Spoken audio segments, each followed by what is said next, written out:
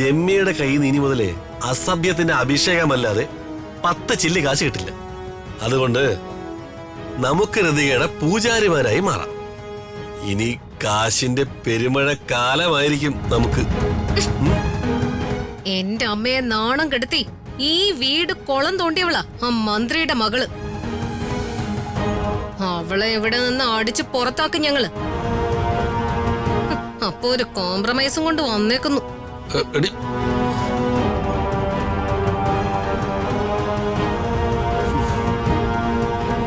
എരുമയുടെ ജന്മമായി പോയല്ലേ അവൾക്ക്. നീ എങ്ങനെ പറഞ്ഞ് മനസ്സിലാക്കും?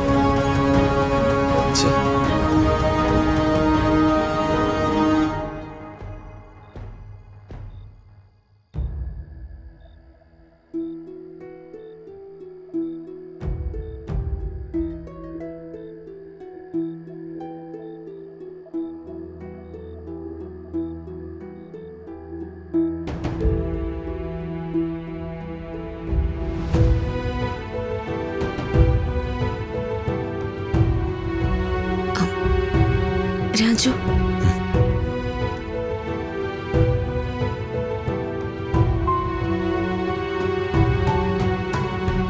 രാജു എന്താ ഒന്നും മിണ്ടാത്ത?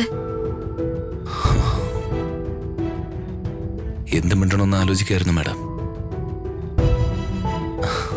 കണ്ടില്ലേ, ഇവിടുത്തെ കാര്യങ്ങളൊക്കെ ഇങ്ങനെയായി. അച്ഛനും അമ്മയും പരസ്പരം നോക്കിയാ വഴക്ക്.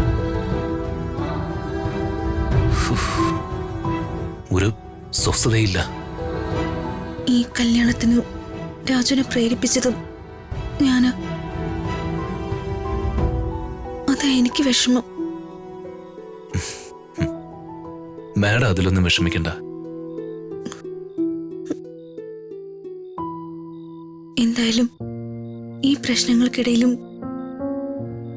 ഓടി വന്ന് രാജു എന്നെ താലി കെട്ടി എന്നെ സ്വീകരിക്കുകയും ചെയ്തു. എന്നെ സ്നേഹിക്കുന്നതുകൊണ്ടല്ലേ ഇങ്ങനെ ചെയ്തത്. രാജുവിന്റെ ആ മനസ്സിന് നന്ദി. അതെല്ലാം ഋതിക മേഡത്തിന്റെ നന്മയ്ക്ക് വേണ്ടിയാണെന്ന് വിശ്വസിക്കേ. എന്റെ നന്മ മാത്രം പോരല്ലോ രാജു. രാജു ഇങ്ങനെ ടെൻഷൻ അടിക്കുമ്പോ എനിക്ക് എന്ത് സ്വസ്ഥത, എന്ത് സമാധാനം. ഞാനിനി എന്റെ ലൈഫില് സമാധാനം ഒന്നും പ്രതീക്ഷിക്കുന്നില്ല മാഡം. ഇവരൊക്കെ ഇനി എന്നാണ് നന്നാവുക? മാഡം ഇവിടെ നടക്കുന്ന കാര്യങ്ങളൊന്നും ശ്രദ്ധിക്കാതിരിക്കുക. അത് നമ്മളെ ബാധിക്കുന്ന കാര്യമേ അല്ലാന്ന് ചിന്തിച്ച് തള്ളിക്കളയുക. അങ്ങനെ എല്ലാത്തിൽ നിന്നും എസ്കേപ്പ് ചെയ്യാനൊന്നും എന്നെ കൊണ്ട് പറ്റില്ല രാജു. സാരമില്ല, ഞാൻ സഹിച്ചോളാം. വിവാഹം കഴിഞ്ഞെങ്കിലും ഒരുമിച്ചുള്ള ജീവിതമൊക്കെ പഴയതുപോലെ മതി മാഡം. അകലേ നോവിനാലേ